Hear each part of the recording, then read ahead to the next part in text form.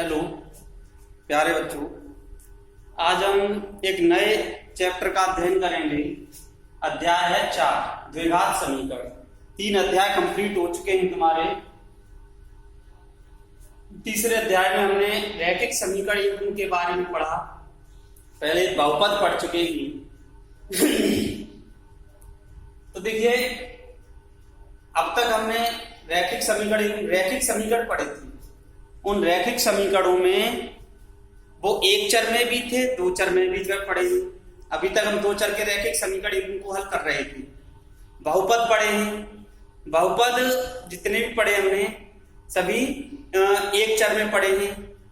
शून्य घात का बहुपद पढ़ा है, 1 घात का पढ़ा, 2 घात का, 3 घात का, त्रिघाती बहुपद। तो इस प्रकार से बहुपद में जो हमने पढ़े हैं एक चर वाले, उनके लिए तो अब द्विघात समीकरण है। द्विघात समीकरण, द्विघात का मतलब ये निश्चित है कि जो चर आएगा उस पर घात कितनी होगी? 2। एक ही चर में होंगे और 2 चर में द्विघात समीकरण नहीं आएंगे। तो द्विघात समीकरण कैसा आएगा? x की जो उच्चतम घात है, ऐसे बहुपद जिनकी उच्चतम घात 2 होती है या घात 2 है, वो क्या कहलाएंगे हमारे?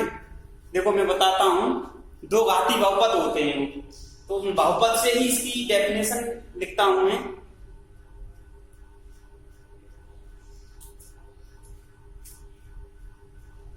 कोई भी समीकरण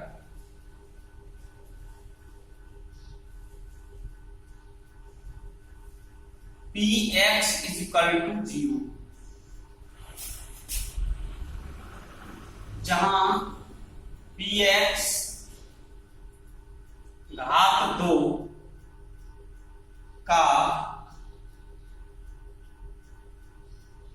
बहुपद है। कोई भी समीकरण Px = 0 जहां Px घात 2 का एक बहुपद है, एक द्विघात समीकरण कहलाती है। एक द्विघात समीकरण कहलाती, यानी जो कोई भी समीकरण में दी गई है, कोई भी समीकरण जो Px = 0 के रूप की है, जहां Px क्या है? घात 2 का कोई भी बहुपद हो सकता है, एक द्विघात समीकरण कहलाती है। यदि हम इसकी घातों को घटते हुए क्रम में रख दें तो वो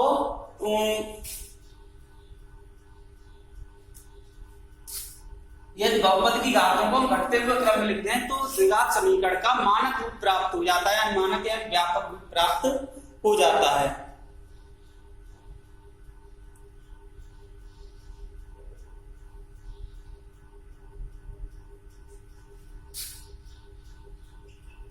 जब Px के पद घटते घातों के क्रम में लिखते ही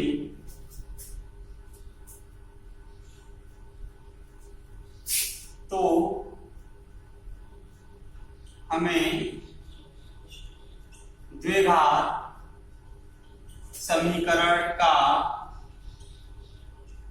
मानक रूप प्राप्त होता। समझ लें, कोई भी समीकरण Px = 0 या Px घात 2 का एक बहुपद है, एक द्विघात समीकरण कहलाती है। यानी जब Px के पद घटते घातों के रूप में लिखते हैं तो हमें द्विघात समीकरण का मानक रूप प्राप्त होता है। अब देखिए, द्विघात समीकरण का मानक रूप क्या है? द्विघात समीकरण का मानक रूप ax² + bx + c = 0 होता, जहां a, b, c वास्तविक संख्याएं भी, वास्तविक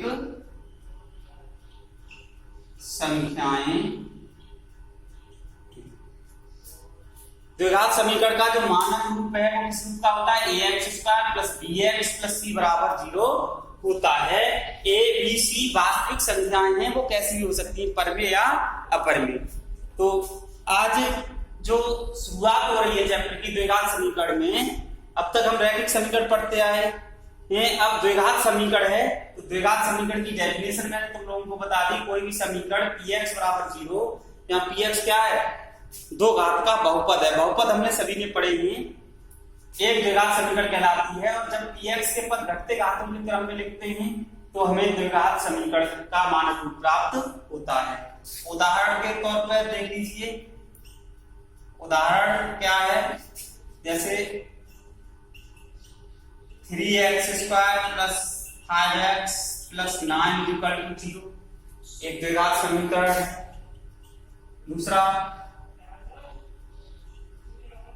2/3x² प्लस 4/5x प्लस 3 = 0, ये भी एक द्विघात समीकरण है। ये जो गुणांक आ रहा है वो वास्तविक संख्या होनी चाहिए abc की जगह, ठीक है। अब हम एक्सरसाइज की बात करते हैं। इसमें ऐसा नहीं है जैसे मैंने यहां पर लिख दिया 9 प्लस x प्लस 2x² बराबर 0, ये भी द्विघात है। x प्लस 3x² प्लस 5 बराबर 0, ये भी द्विघात है। द्विघात का मतलब ये है कि इसमें x की जो उच्चतम घात है, जो चर पे घात आ रही है, उच्चतम वो कितनी आ रही है, 2, इसलिए ये द्विघात समीकरण। तो ये भी द्विघात है, ये भी द्विघात है, पर ये मानक रूप नहीं कहलाएगा। मानक रूप कब कहलाएगा, जब इसका इस रूप में होगा। किस रूप में आएगा, x की यानी चर की घटती हुई घातों के रूप में। चर x की जगह कुछ भी आ सकता है, ये ध्यान रखेंगे। चर के घटती हुए घातों के रूप में होगा तो वो मानक रूप में होगा। हालांकि ये भी द्विघात समीकरण है, पर ये मानक रूप में नहीं है। तो इसको समझेंगे। अब बात करते हैं हम एक्सरसाइज की।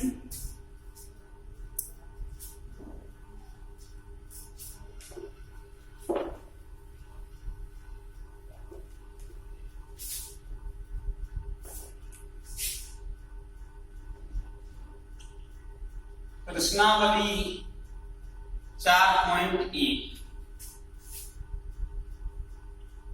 प्रश्न नंबर 1,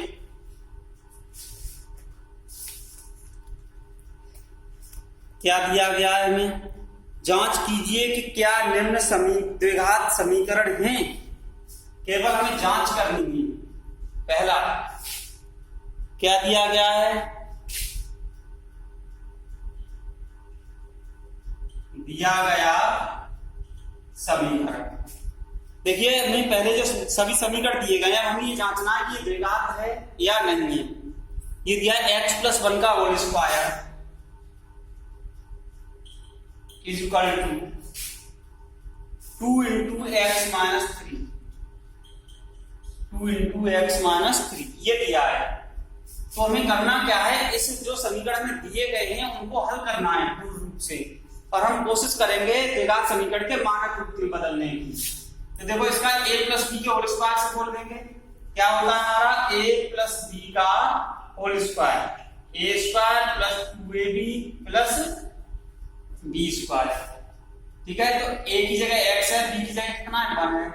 तो a² का मतलब x² प्लस 2ab, 2 गुणा x इंटू 1, 2ab हो गया, प्लस 1 का square, a² plus 2ab plus b² बराबर इधर 2 का गुणा कर दो, ये आ गया हमारा 2x और माइनस 6, 2 का यहां और यहां हो जाएगा।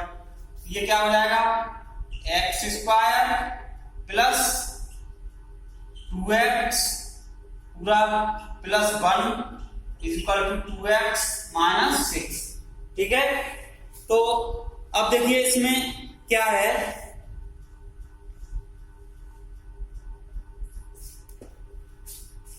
ये वाला इनको सबको इधर पक्षांतर कर देते हैं, x² प्लस 2x प्लस 1, इसको लाएंगे इधर तो माइनस का 2x हो जाएगा, प्लस का 6 हो जाएगा, बराबर 0।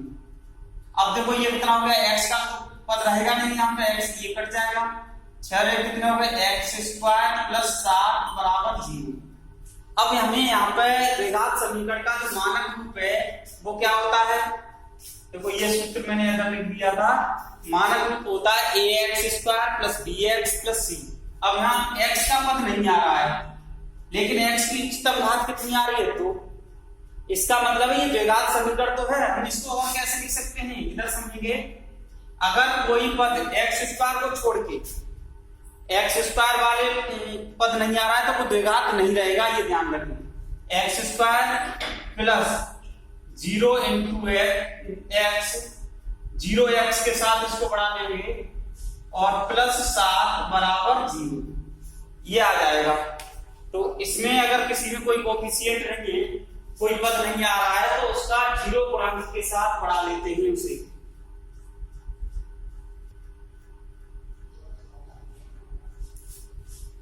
देखिए ये प्राप्त हुआ, इसमें x की उच्चतम घात कितनी आ रही है 2 प्लस अचर पद आ रहा है। तो अब ये हमारा किस रूप का, ax square plus bx plus c के रूप का लेंगे। अब उसमें bx वाला पद नहीं आ रहा है तो हम क्या करते हैं, जब कोई पद मिस होता है x का तो हम उसको क्या करते हैं, जैसे केवल x का या ये अचर पद, इसको नहीं, ये तो आना ही चाहिए, नहीं तो द्विघात नहीं रहेगा, ये ध्यान रखिए। तो इसको हम कैसे लिख सकते हैं, x square plus 0 into x plus 7 बराबर 0।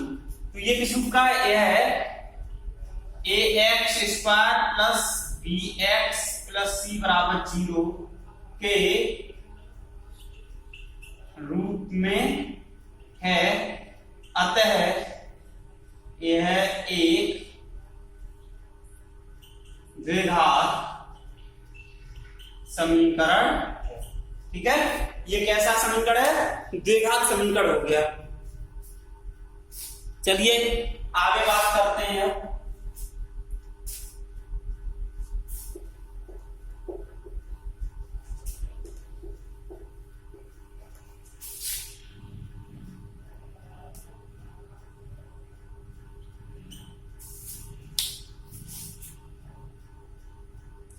दूसरा पद है इसका, दिया गया समीकरण क्या है हमारा, एक्स स्क्वायर माइनस 2x बराबर -2 इंटू 3 माइनस एक्स। जैसा मैंने पहले पार्ट में बताया था आप लोगों को, ये बहुत सरल क्वेश्चन है, हमें कुछ नहीं करना है, पहले इसको मानक रूप में बदलने के लिए हल करना है। तो देखो इधर तो ये एक्स स्क्वायर माइनस 2x है, ये इधर हमें -2 से गुणा करना है, इसमें दोनों पदों में -2 का गुणा 3 के साथ करेंगे तो -6 हो जाएगा, -2 का -x से करोगे तो प्लस का 2x हो जाएगा। इन दोनों को इधर ट्रांसफर कर लेते हैं, x square minus 2x plus का 6 हो जाएगा, माइनस का 2x बराबर 0। अब x की घटती हुई घात के रूप में लिखेंगे, देखो एक्स स्क्वायर तो है ये, माइनस का 2x और माइनस का 2x हो गए माइनस के 4x, ठीक है, और प्लस के हो गए 6 बराबर 0। कैसा समीकरण आ रहा है, ये मानक रूप में है, x square minus 4x plus 6 बराबर 0। तो ये इस रूप का है, अतः यह द्विघात समीकरण है। कैसा है,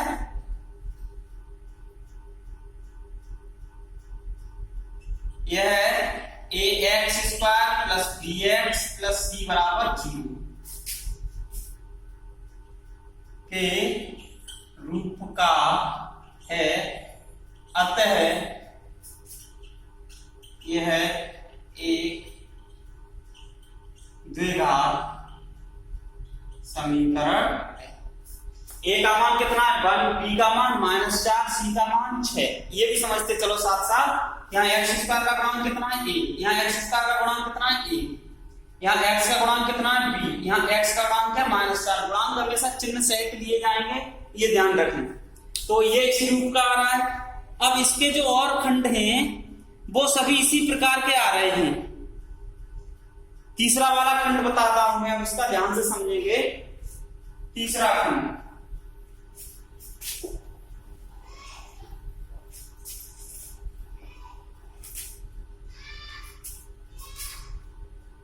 तीसरे खंड में क्या दिया है, x -2 into x plus 1 x minus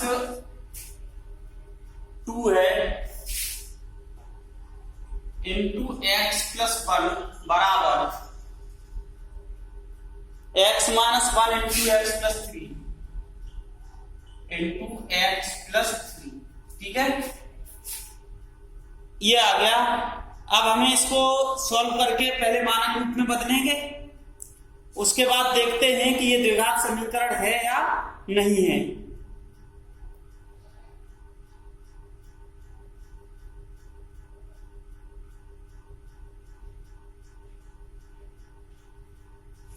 तो पहले इसका गुणा कर लें, एक्स स्क्वायर, एक्स का गुणा x square plus x, minus 2 का माइनस 2x और माइनस 2, ऐसे इधर गुणा कर लीजिए। X square plus 3x minus x और माइनस 3, ये आ गया हमारा एक्स स्क्वायर, माइनस का x बचेगा यहाँ पे माइनस 2 बराबर एक्स स्क्वायर, ये प्लस 2x बचेगा और माइनस 3, इनको इधर पक्षांतर कर लीजिए। X square minus x minus 2, ये वाले सभी पद इधर लाएंगे तो सबके चिन्ह बदलेंगे। एक्स स्क्वायर माइनस का हो गया, माइनस का 2x हो गया, प्लस का 3 बराबर बचेगा 0। तो देखो एक्स स्क्वायर से तो एक्स स्क्वायर कट गया, माइनस का 2x और माइनस का x, माइनस के हो गए 3x, प्लस के 3 है, 2 माइनस के हैं तो प्लस का हो गया 1 बराबर 0। हम क्या लिखेंगे, यह समीकरण ax square plus bx plus c बराबर 0 के रूप का नहीं है, अतः यह द्विघात समीकरण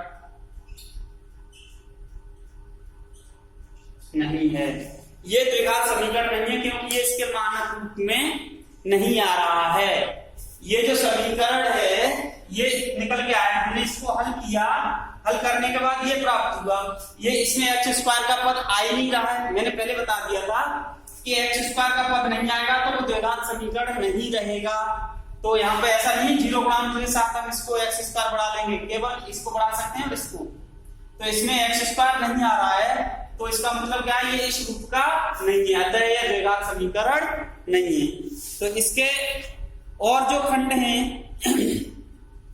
वो इसी प्रकार से आप लोगों को करने हैं, ध्यान से करेंगे, इनको समझेंगे। ठीक है, अन्य सभी पार्ट इसके स्वयं करने हैं, जांचना है कि ये द्विघात समीकरण है या नहीं।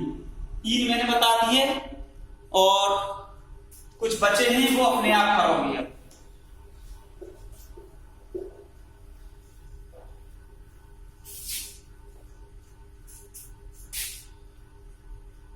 प्रश्न नंबर 2 का फर्स्ट पार्ट क्या दिया है समझें। प्रश्न नंबर 2 में निम्न स्थितियों को द्विघात समीकरणों के रूप में निरूपित कीजिए, यानी हमें शर्तें दी गई हैं, उन शर्तों का प्रयोग करके द्विघात समीकरण के रूप में परिवर्तित करना है हमें, यानी निरूपित करना है।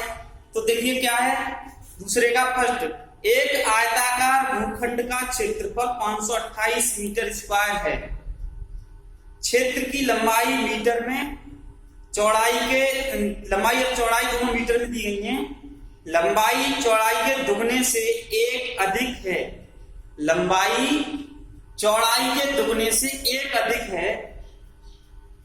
हमें भूखंड की लंबाई और चौड़ाई ज्ञात करनी है, हमें भूखंड की लंबाई और चौड़ाई ज्ञात करनी है। इसमें कुछ नहीं है, देखिए है क्या, इसमें हमें जो करना है वो केवल समीकरण ज्ञात करना है। ठीक है, तो समीकरण ज्ञात करने के बाद मान नहीं ज्ञात करने हैं, केवल हमें समीकरण ज्ञात करना है।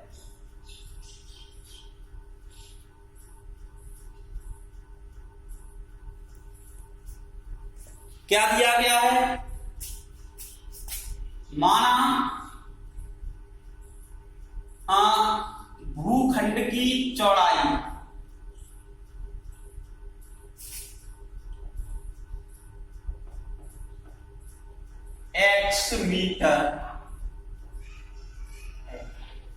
एक चीज और बता दूं, इसमें जो हम मानते हैं वो वाली राशि मानेंगे जिसका दूसरी डिपेंड हो। यहाँ पे जो लंबाई है क्या कह रहा है, क्षेत्र की लंबाई चौड़ाई के दुगने से एक अधिक है। यानी सीधी सीधी भाषा ये आ रही है कि लंबाई डिपेंड हो गई चौड़ाई पर, तो हमने चौड़ाई को मान लिया, चौड़ाई x मीटर है, ठीक है। तो लंबाई क्या होगा, तो लंबाई कितनी हो जाएगी, तो लंबाई बराबर क्या कह रहा है, लंबाई चौड़ाई के दुगनी, चौड़ाई x है, x का दुगना कितना होगा 2x, दुगने से एक अधिक है। अब दुगना भी हो गया, दुगने से एक अधिक का मतलब +y,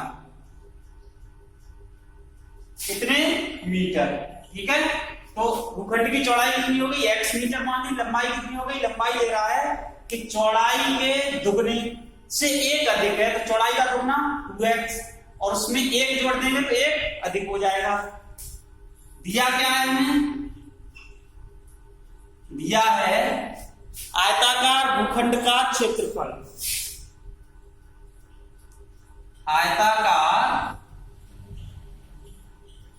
भूखंड का क्षेत्रफल कितना दिया गया है, 528 मीटर स्क्वायर, इतना ही तो दिया है 528 मीटर, ये मीटर स्क्वायर दिया है, अभी लिखेंगे मात्रा कम।